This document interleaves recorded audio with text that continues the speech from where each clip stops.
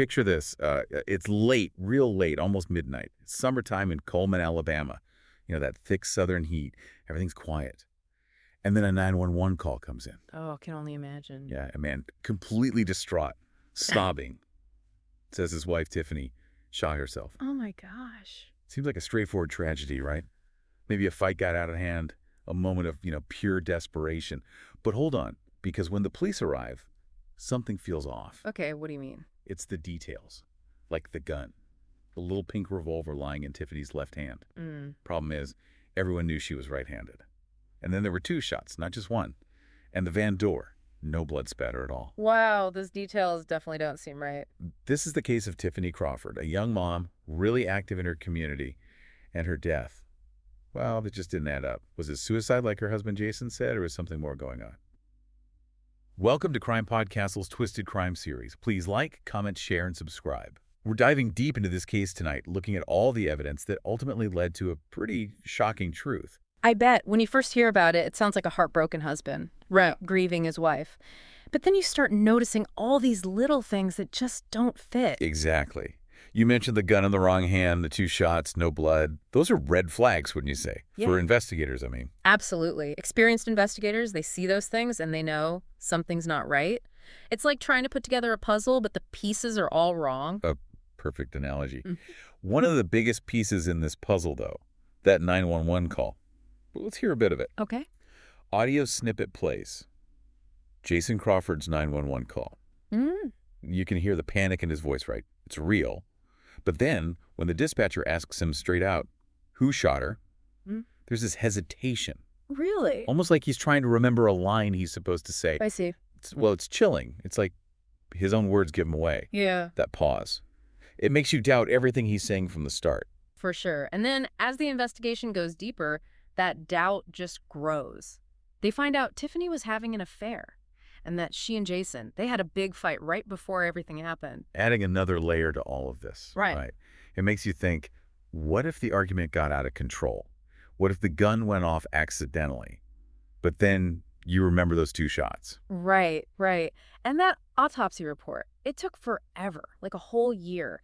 But it finally came back, and it showed both shots were fired from a distance. Not up close like you'd see in a struggle or an accident. It's like the evidence is telling a whole different story than what Jason's saying. Exactly. Plus, there's something else. You ready for this? After it all happened, Jason's family cleaned the van before the police could even get there. Tampering with a crime scene. What were they thinking? I mean, were they trying to hide something? It makes you wonder if they knew more than they were letting on. Cleaning the van, even if they thought they were helping, it messes everything up. It's way harder for investigators to figure out what actually happened. Yeah. So let's recap. We have inconsistencies at the scene, a 911 call that's suspicious, an affair, an argument, and a cleaned-up van. That's a lot pointing away from Jason's version of events, and I have a feeling this is just the beginning. You're telling me. As they kept investigating, it only got worse for Jason. And that's where we'll pick up after the break. So that autopsy report, when they finally got it, man, that changed everything. Yeah, I bet. It showed that the bullets, they weren't fired close up, like you would expect if someone was shooting themselves. Right. No contact wound at all, meaning the gun wasn't touching her when it went off. I see. And here's the big one, no blood on the van door. That means the door was open when those shots were fired. That's pretty much the end of Jason's story then, right? Pretty much. I mean, it just doesn't make any sense with what he was saying. Nope. But it wasn't just the forensics. Investigators found out Jason had been, searching online. Oh, no. What was he searching? Ways to make a death look like a suicide. And his alibi. Full of holes. Plus, they found people who said he wasn't where he claimed to be that night. Wow. Okay, that's getting pretty serious. It sounds like he planned this whole thing, right? That's what it looks like. This wasn't some spur-of-the-moment thing. This was calculated. Chilling. The more they investigated, the more lies they uncovered. It was like this whole web he had spun. But the truth always comes out, doesn't it? In this case, it did. So what happened when it went to trial? What was Jason's defense? Yeah. Did he still say he was innocent? Oh, his lawyers tried. They said he was just a heartbroken husband, desperate because his wife was cheating. They said the inconsistencies, that was just because he was in shock. Not that he was trying to lie. I'm sure they brought up the van too, right? Oh, yeah, they tried to say the family cleaning it up, even though it was a mistake, messed up the evidence. But with all that other stuff stacked against him, that must have been a tough sell. You said it. The prosecution, They did a good job. They connected the forensics, the witnesses, Jason's own words. It was a strong case. Sounds like a real legal battle. It was. And the prosecution, they played it right. They used the evidence, pointed out all the holes in Jason's story, and guess what? I think I can guess. Guilty? Yep. After days of going back and forth, the jury came back with a guilty verdict. Jason Crawford murdered his wife, Tiffiney.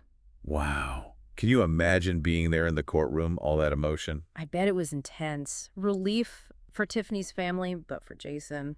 Hmm. All his lies, all those carefully constructed lies, they all fell apart. And Tiffany's family. They got justice, but it doesn't bring her back. I can't imagine how they must have felt, realizing the man they welcomed into their lives could do something so awful. It's a tragedy. A life lost, a family torn apart, and a community left wondering how this could even happen. It makes you think, doesn't it? The people we think we know, sometimes they're not who they seem. It's a good reminder to always be careful, to trust your gut, and if something feels wrong, say something. Because staying quiet, it only makes it easier for things like this to happen. It's easy to get lost in all the evidence and legal stuff. But we can't forget about Tiffiney. She wasn't just a name on a case file. Right. She was a person, someone's daughter, a mom, a friend, someone who meant a lot to her community. Absolutely. She was known for being kind and generous, and she was so dedicated to helping others. Remember that group she started, Mothers Helping Mothers? Yeah. That really shows how much she cared about others. She wanted to make a difference. To think that someone who gave so much to others could have her life end like this, it's just awful. It is. And it shows just how complicated domestic violence is. It often happens behind closed doors. People don't talk about it. And abusers, they can be good at hiding who they really are. They can seem charming and nice to everyone else. Exactly. That's why cases like this are so hard to understand. How could someone who seemed like a loving husband, a good guy, do something so terrible? It really makes you question everything. It makes you realize that sometimes the people closest to us can be the ones who hurt us the most. For Tiffany's family, it must have been even harder. They trusted Jason. They welcomed him into their lives. And then to have that trust shattered like that. I can't even imagine. It's a wound that will probably never fully heal. And it's not just the family. The whole community is affected by something like this. It makes people feel less safe. Like it could happen to anyone. It's a reminder that these kinds of crimes, they leave scars on everyone. They make us question who we can trust. That's why it's so important to talk about domestic violence, to make people aware of it, to encourage people to speak up if they see something wrong. Yeah, we need to recognize the warning signs, understand how abuse works, and we need to create an environment where victims feel safe to come forward and ask for help. Exactly. We can't just ignore it. We have to hold abusers accountable and support those who have been abused. Tiffany's story is a tragic one, but it's also a reminder to all of us. We have to be aware. We have to speak up. And we have to work towards a world where violence isn't tolerated. Ever. And if you or someone you know is going through something like this, please know that you're not alone. There is help out there. You can call the National Domestic Violence Hotline at 800-799-7233 or visit their website, thehotline.org. That's it for our deep dive into the case of Tiffiney Crawford. It's a tough case, but we hope that by talking about it, we've raised awareness about domestic violence and how important it is to seek justice. Remember to follow and subscribe to Crime Podcastle and check out our YouTube channel for more stories like this. Stay safe, everyone, and until next time, keep asking questions and keep searching for the truth.